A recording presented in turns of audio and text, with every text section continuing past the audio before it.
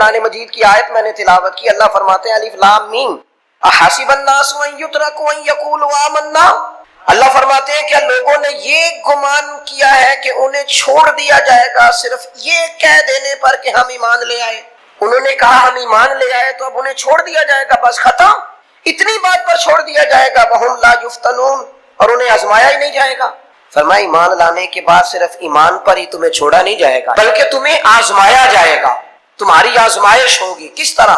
وَلَنَبْلُوَنَّكُمْ بِشَيْءٍ مِّنَ الْخَوْفِ وَالْجُوعِ وَنَقْصٍ مِّنَ الْأَمْوَالِ وَالْأَنفُسِ وَالثَّمَرَاتِ، تمہیں کسی نہ کسی ایک چیز سے ضرور آزمائیں گے، یا خوف سے آزمائیں گے، بھوک سے آزمائیں گے، جانوں اور مالوں کی کمی سے، پھلوں کی کمی سے آزمائیں گے۔ اور یہ پھلوں کی کمی سے مراد، علماء تفسیر نے لکھا اس سے مراد اولاد کا انتقال کر جانا بھی، وہ بھی پھل ہوتی ہے۔ تمہیں آزمائیں گے اور اگر تم پورے اترے تو وبشر الصابرین، رب فرماتا ہے محبوب پھر صبر کرنے والوں کو میری رحمت کی خوشخبری سنا دے، پھر انہیں خوشخبری دے دے میرے کرم کی۔ میرے عزیز زندگی میں آزمایا جائے گا۔ نبی اکرم نور مجسم شفیع معظم صلی اللہ علیہ وسلم کی بارگاہ میں حضرت خباب بن ارت رضی اللہ تعالیٰ عنہ حاضر ہوئے، حضور خانہ کعبہ کے ساتھ ٹیک لگائے بیٹھے تھے، تو حضرت خباب عرض کرنے لگے یا رسول اللہ اتنی تکلیفیں آ رہی ہیں، کافر اتنا ستا رہے ہیں، ہمیں پریشان کیا جا رہا ہے، ہم سخت آزمائش میں، حضور آپ اللہ کی بارگاہ میں دعا کیوں نہیں کرتے ہمارے لیے؟ تو نبی پاک علیہ السلام فرمانے لگے تم سے پہلے لوگوں کا حال پتہ کیا تھا؟ یہ صحیح حدیث بخاری میں موجود ہے۔ فرمایا تم سے پہلے لوگوں کا حال یہ تھا کہ انہیں گڑھے کے اندر رکھ کے، ان کے جسم کو مٹی سے دبا کے، پھر ان کے سروں پر آریاں رکھ کے چیر دیا جاتا تھا، لیکن پھر بھی وہ اپنے دین سے ہٹا نہیں کرتے۔ نبی پاک علیہ السلام فرمانے لگے تم سے پہلے لوگوں کا یہ عالم تھا کہ ان کے جسم لوہے کی کنگھیوں سے کریت دیے جاتے تھے، ان کا گوشت اتار دیا جاتا تھا، لیکن وہ اپنے دین سے ہٹنے کو تیار نہیں ہوتے تھے۔ یاری تیری سونا پر ازمائشاں تیریاں اگ، اے سونا پرکھیا جامدہ ہی پہلو نال اگاں دے لگ۔ اپنی زندگی میں تیار رہیں، ذہنی طور پر آزمائش کے لیے تیار رہیں، مزاج بنائیں۔ جب بندہ پہلے سے تیار ہوتا ہے نا، اس کا خیال ہوتا ہے کہ آزمائش آ گئی تو میں نے صبر کرنا ہے، پہلے سے اس کی تیاری ہوتی ہے، پھر وہ ذرا گھبراتا نہیں، پریشان نہیں۔ ہم تیار نہیں ہیں ذہنی طور پر، ہر بندے کو سکھ چاہیے، ہر بندے کو، بلکہ ہمارے ہاں تو لوگ کہتے ہیں مرید ہو رہا ہوں تاکہ میری طرف تکلیف کوئی نہ آئے۔ تو میں کہا کرتا ہوں پہلے پیر سے پوچھ لو اسے کبھی آئی ہے کہ نہیں، اگر اسے آئی ہے تو پھر اس کا مطلب ہے تمہیں بھی آ سکتی ہے۔ لوگ نماز اس لیے شروع کرتے ہیں، کہتے ہیں میں 5 نمازیں بھی پڑھتا ہوں، میں صدقات بھی کرتا ہوں، کام میرا پھر نہیں چلتا۔ تو میں کہتا ہوں تمہیں پتہ ہی نہیں، نمازی کے لیے تو آزمائش ہے، جتنا جتنا ایمان کامل اتنی اتنی آزمائش بھی زیادہ۔ اور یہ میں اپنے پاس سے نہیں کہہ رہا، حضرت ابو سعید خدری رضی اللہ تعالیٰ عنہ فرماتے ہیں میں نبی پاک علیہ الصلوۃ والسلام کی خدمت میں حاضر ہوا اور حضور کے دست مبارک کو چومنے کے لیے میں نے اپنے ہاتھ جب آگے کیے تو تپش تھی، تیز بخار تھا نبی پاک کو۔ تو حضرت ابو سعید خدری رضی اللہ تعالیٰ عنہ ارشاد فرماتے ہیں کہ میں نے، یہ سنن ابن ماجہ میں موجود ہے، فرماتے میں نے عرض کیا یا رسول اللہ صلی اللہ علیہ وسلم اتنا تیز بخار؟ حضور فرمانے لگے ہم پر جو آزمائشیں آتی ہیں نا انبیاء پر، وہ عام لوگوں سے دگنا آتی ہیں، یہ تو لاڈلے ہیں، یہ تو محبوب ہیں اللہ کے۔ فرمایا عام لوگوں سے دگنی آزمائش آتی ہے، لیکن فرمایا ہمارا رب بڑا کریم ہے، ہمیں اجر بھی ڈبل ہی عطا کرتا ہے، ہمیں اجر بھی ڈبل ہی عطا کرتا ہے۔ تو حضرت ابو سعید خدری کہتے ہیں موقع اچھا تھا، میں نے ایک سوال بھی کر دیا، میں نے کہا یا رسول اللہ صلی اللہ علیہ وسلم بتائیے نا بھلا دنیا میں زیادہ آزمائشیں کن کو آتی ہیں؟ تو حضور فرمانے لگے سب سے زیادہ آزمائشیں اللہ کے انبیاء کو آتی ہیں، نبیوں کو آتی ہیں۔ حضور اس کے بعد فرمایا اس کے بعد جو ان کے زیادہ قریب ہوتا ہے اسے آتی ہے۔ لوگ کیا سمجھیں گے امام حسن کی آزمائش کو؟ لوگ کیسے سمجھیں گے سیدنا امام حسین کی آزمائش کو؟ فرمایا جو ان کے زیادہ قریب ہوتا ہے اسے زیادہ آزمائش آتی ہے۔ تو حضور کے سب سے قریب تو امام حسن ہے نا، امام حسین ہے نا، تو کیا سمجھتا ہے قربت بس نسبت کے اظہار کا نام ہے اور بڑے لطف کے ساتھ زندگی گزارنے کا نام ہے؟ تو نبی پاک علیہ الصلوۃ والسلام نے فرمایا بات بڑی مزے کی ہے، فرمایا پھر اللہ کے بعض بندے تو ایسے ہوتے ہیں جنہیں اللہ فقر میں مبتلا کر دیتا ہے، فرمایا ان کے پاس صرف ایک چادر رہ جاتی ہے، اتنا فقر ان کے پاس آتا ہے، لیکن جو حدیث کے آخری لفظ ہے نا وہ وجد والے ہیں، وہ وجد والے ہیں، وہ سرور والے ہیں۔ ہمارا یہ مزاج ہوتا ہے کہ میٹھا میٹھا کھا جاؤ اور ذرا کڑوا آ جائے تو سویرے بھی رو شام بھی رو، حال ہی کوئی نہیں، غریبی بڑی، پریشانی بڑی، حضرت صاحب گھر سے بیماری جاتی نہیں، اور جناب کیا بتائیں بعض لوگ تو ایسے ہیں جن کی بات سن کے لگتا ہے زندگی میں کبھی سوئے ہی نہیں، اتنے بڑے بڑے دکھ سناتے ہیں۔ او خدا کی رحمت کا بھی تو ذکر کرنا، خدا نے جو تیرے اوپر انعامات کیے ان کا بھی تو ذکر کرنا، ان کا تذکرہ ہی نہیں کر رہا میرا بھائی۔ نبی پاک علیہ السلام نے فرمایا ان لوگوں پر دکھ آتے ہیں پر قربان ہونے کو جی چاہتا ہے ان لفظوں پر۔ حضور فرمانے لگے وہ رب کی طرف سے آنے والے دکھ پر بھی اس طرح راضی ہوتے ہیں جس طرح تم میں سے کوئی راحت ملنے پر راضی ہوتا ہے۔ سکون والی چیز ملنے پر جس طرح تم راضی ہوتے ہو اس طرح وہ دکھوں پر بھی راضی ہوتے ہیں۔ دکھ قبول محمد بخشا، دکھ قبول محمد بخشا پر ایک شرط لگائی چھوٹی سی میاں صاحب نے، انہوں نے کہا 100 دفعہ قبول ہے، دکھ 100 دفعہ قبول، دکھ قبول محمد بخشا پر راضی رہن پیارے۔ یہ شرط یہ ہے کہ تو راضی رہ، تو راضی رہ، دکھ قبول محمد بخشا، راضی رہن پیارے۔ اور حضرت سلطان صاحب کہنے لگے ایسا کیتی ہے جان حوالے رب دے، ایسا عشق کمایا ہے اسی مرن تو پہلو ہی مر گیا، باہو تا مطلب نو پایا ہے۔ ہم نے تو پہلے سے ہی نتیجہ نکال لیا ہے۔ تو سکون ڈھونڈنے نکلا ہے، تو چاہتا ہے زندگی میں آرام مل جائے۔ کائنات میں سب سے زیادہ پیار اللہ کا اپنے محبوب کے ساتھ، لیکن دیکھ لو نا پیدائش سے پہلے ہی حضور کے والد چلے گئے، 4 سال یا 6 سال کی عمر میں والدہ گئیں، 8 سال کی عمر تھی محبوب کے دادا کا جنازہ اٹھا تو محبوب پیچھے پیچھے جنازے کے جا رہے ہیں۔ پھر وقت آیا جب تبلیغ دین کا تو دنیا کا کون سا دکھ اور کون سی تکلیف اور کون سی اذیت ہے جو حضور کو نہیں دی گئی، لیکن کریم ہر وقت کہتے ہیں افلا اکون عبدا شکورا، میں رب کا شکر گزار بندہ نہ بنوں۔ ہر مقام پر کبھی بدر کبھی احد اور ہر طرح کی تکلیف، کبھی بیٹیوں کا دکھ، کبھی سیدہ عائشہ صدیقہ کے بارے میں منافقوں کی نازیبہ گفتگو، سارے دکھ محبوب کی حیات پاک میں رہے، کریم نے ان دکھوں کو برداشت کیا۔ پھر آپ دیکھ لیں دور حضرت صدیق اکبر کا آیا تو حضرت ابوبکر صدیق اس امت میں نبیوں کے بعد سب سے بڑا درجہ رکھتے ہیں، لیکن کوئی زندگی اس طرح کی تو نہیں کہ بڑے 2.25 سال بڑے آرام سے حکومت کی ہو۔ منکرین زکوٰۃ سے لڑنا پڑا حضرت ابوبکر صدیق، آزمائش تھی، لوگ منکر ہو گئے زکوٰۃ کے، حضرت صدیق اکبر لڑے، ختم نبوت کے تحفظ کے لیے لشکر تیار کیے، بہت سارے مسائل کا سامنا کرنا پڑا، صبح دن راتیں جناب ابوبکر نے مشقت کر کے خلافت اسلامیہ کو مضبوط کیا۔ دور حضرت عمر کا آیا، ساری دنیا مدینہ منورہ میں اندر سے دروازے بند کر کے سخت گرمی میں سوتی ہے، اور جناب عثمان غنی کہتے ہیں کہ میں نے فاروق اعظم کو 60 سال کی عمر میں دیکھا کہ مال غنیمت کے 2 اونٹ دوڑ گئے تو عمر بھاگے جا رہے ہیں، ان اونٹوں کو لے کے آ رہے ہیں، اور میں کہتا ہوں جناب آپ آرام کرتے، ساری دنیا سو رہی ہے۔ فرمایا سویا کرتا تھا کبھی خلیفہ بننے سے پہلے۔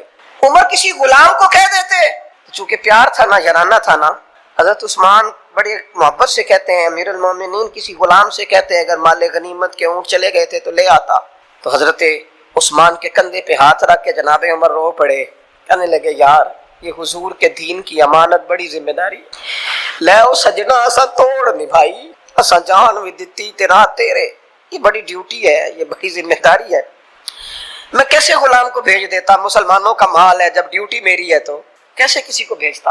یہ آزمائش ہے، یہ دکھ ہے۔ 22-24 لاکھ مربع میل کے حکمران حضرت عثمان غنی، ان کا دور آ گیا، یعنی وہ شخص جس نے چڑھتی جوانی میں بھی نظریں جھکا کے رکھی اور جس شخص نے اپنا سارا مال دین پر قربان کر دیا، اس کے گھر کا گھیرا تنگ کر لیا گیا، بہت بڑی ذمہ داری حضرت عثمان پر آئی، بڑی۔ اور جناب عثمان غنی کا حال یہ ہے کہ 40 دن گزر گئے، جس شخص کے اپنے ذاتی مصارف لاکھوں کروڑوں میں لوگوں پر خرچ ہوتے ہیں، 40 دن سے اس نے کھانا نہیں کھایا، اسے ڈھب اور سلیقے سے روٹی پانی نہیں ملا، گھر میں قید ہیں۔ لوگوں نے کہا عثمان ہمیں اجازت دے دیں ہم لڑیں، کہنے لگے کیسے دے دوں، حضور کا مدینہ اور میری وجہ سے خون بہ جائے، بس میرے اوپر آئی ہے تو میں نبھاؤں گا، یہ ذمہ داری ہے۔ کہا پھر عثمان خلافت، فرمایا یار یہ بھی میری مجبوری ہے، میرے نبی پاک نے فرمایا تھا عثمان اللہ تمہیں قمیض پہنائے گا، لوگ اتارنا چاہیں گے، دیکھنا اتارنا نہ، وہ قمیض نہ اتارنا، کیسے چھوڑ دوں۔ حضرت عثمان بھی شہید ہو گئے، جناب عمر بھی شہید ہو گئے، حضرت علی المرتضیٰ شیر خدا وہ کیا 9-10 سال کی عمر سے حضور کے ساتھ چلے، ہر غزوے میں، ہر میدان میں، ہر جہاد میں، ہر جگہ آگے آگے، ان لوگوں نے دین سے نفع نہیں لیے۔ حضرت علی المرتضیٰ شیر خدا تو کوفے کی جامع مسجد کے پاس کھڑے ہو کے کہتے تھے میری کوئی بندہ زرہ خرید لے، امیر المومنین کہہ رہے ہیں میری طامت زیادہ پھٹ گئی ہے، اب تو پیوند لگنے کی جگہ بھی کوئی نہیں بچی، یہ زیادہ پھٹ گئی ہے، اگر مزید پیوند لگ سکتے ہوتے تو میں زیرہ نہ بیچتا، یہ میری زیرہ کوئی خرید لے، کوئی خرید لے زیرہ۔ حضرت مولا علی شیر خدا 63 سال کی عمر مبارک، اور جب کوفے میں آپ کو خنجر لگا، زخم لگا، تو لوگ بیٹے کو بلاتے ہیں، آواز دیتے ہیں، لیکن جناب شیر خدا مولا علی مرتضی مشکل کشا العطا حضرت علی المرتضی شیر خدا زیر لب ہلکا سا مسکرائے، ادھر دیکھیے گا، اور مسکرا کے پتہ کیا فرمانے لگے، کہنے لگے فزت برب الکعبہ، لو بھائی کعبے کے رب کی قسم علی کامیاب ہو گیا ہے، کامیابی مل گئی۔ آج بات امام حسن کی آئی، امام حسن کو زہر دیا گیا، انتڑیاں نہ کٹ کٹ کے باہر گر رہی، اس شہزادے کی جس نے حضور کی گود میں عمر گزاری، محبوب کے کندھوں پہ رہنے والے حسن ابن علی، جناب امام حسین حاضر بارگاہ ہوئے تو ہاتھ پکڑ کے بھائی کا چوم کے رو پڑے۔ بھائی پیارے بھی تو بڑے ہوتے ہیں نا، بڑے پیارے ہوتے ہیں، اور ان لوگوں کا منصب بڑا انوکھا ہے، شدید تکلیف ہے۔ تو امام حسین کہتے ہیں میرے بھائی حسن بتائیے آپ کو زہر کس نے دیا؟ رو کے پوچھتے ہیں۔ بھائی کا ماتھا چوم کے امام حسن رو پڑے، کہنے لگے حسین میری مجبوری ہے، میں تمہیں نہیں بتاؤں گا۔ کہا کیوں؟ فرمانے لگے اس لیے کہ اگر وہ نہیں جس پر مجھے شک ہے تو پھر کسی بے گناہ کا نام کیسے لے دوں، اور اگر وہی ہے نا جس پر مجھے شک ہے تو پھر میں تمہیں نہیں بتاؤں گا، میرا رب بڑا بہتر انتقام لینے والا ہے، پھر بھی نہیں بتاؤں گا، کیا کروں، کیسے بتا دوں، مصطفیٰ کا نواسا ہوں، میں پردے ڈالنے والی ماں کا بیٹا، میں شیر سے زیادہ جگر رکھنے والے علی کا پتر، میں کیسے بات کر دوں، بس زخم پہ زخم کھا کے جی، خونے جگر کے گھونٹ پی، اور سجنا آہ نہ کر لبوں کو سی، یہ عشق ہے کوئی دل لگی نہیں۔ میرے نبی پاک صلی اللہ تعالی علیہ وآلہ وسلم نے ارشاد فرمایا، اللہ تعالیٰ دین میں جو لوگ سخت ہوتے ہیں نا ان پر مشکلیں بھی سخت ڈالتا ہے۔ یہ حدیث پاک آپ کو مسند امام احمد بن حنبل میں ملے گی، ابن ماجہ ترمذی میں ملے گی۔ فرمایا جتنا کوئی دین میں سخت ہوتا ہے اتنی اس کی مشکلات بھی سخت ہوتی ہیں، اور جتنا کوئی نرم ہوتا ہے اتنی اس کی مشکل بھی تھوڑی ہوتی ہے۔ حسین ابن علی بڑے سخت تھے نا دین میں، جاندار تھے نا دین کے معاملے میں، اللہ نے مشکل ڈالی۔ امام علی مقام کی باری آئی، بڑی منت کی حضرت عبداللہ ابن عمر نے، رو کے کہا حسین نہ جاؤ، بکریاں اتنی زیادہ کہ شمار، بہت زیادہ مال اللہ نے عطا فرمایا، اور ابھی کچھ عرصہ پہلے آپ پیچھے جائیں نا تو جو لفظ مال تھا وہ روپے پہ تو بولا ہی نہیں جاتا، وہ جانوروں پہ بولا جاتا، بہت زیادہ مال اللہ نے دیا، بکریاں، گائیں، اونٹ، بیل، بڑا کچھ۔ تو رب کریم نے فرشتوں سے فرمایا کہ واتخذ اللہ ابراہیم خلیلا، ابراہیم میرا دوست ہے۔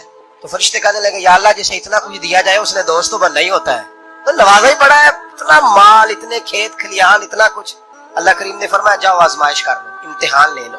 فرشتہ امتحان لینے پہنچ گیا، حضرت ابراہیم کے جانور چر رہے ہیں چراگاہ میں، حضرت ابراہیم بھی ہیں، غلام بھی ہیں، بہت بڑا ریوڑ ہے، آپ تشریف فرمائے۔ ایک فرشتہ آیا تو کھیت میں چھپ کے بیٹھ گیا اور بلند آواز سے کہنے لگے سبحان اللہ والحمدللہ ولا الہ الا اللہ واللہ اکبر۔ اب وہ حضرت سیدنا ابراہیم علیہ السلام کھڑے تھے تو وہ کھیت میں بیٹھ کے تسبیح پڑھنے لگا، سبحان اللہ والحمدللہ ولا الہ الا اللہ۔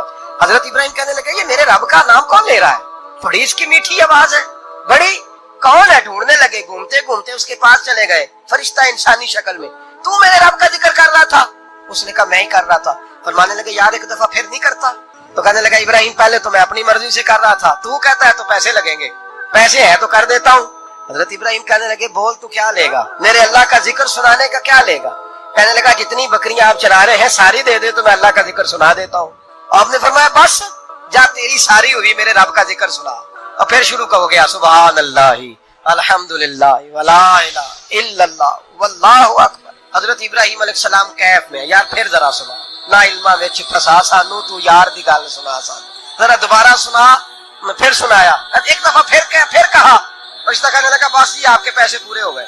حضرت ابراہیم کہنے لگے چل ایک دفعہ اور سنا۔ کہنے لگا پیسے لگیں گے، تو کیا لے گا؟ کہنے لگا گائے بھینسیں ساری میری۔ فرمایا بس یار اتنی قیمت، تو سنا صحیح، سارا کچھ ہی تیرا۔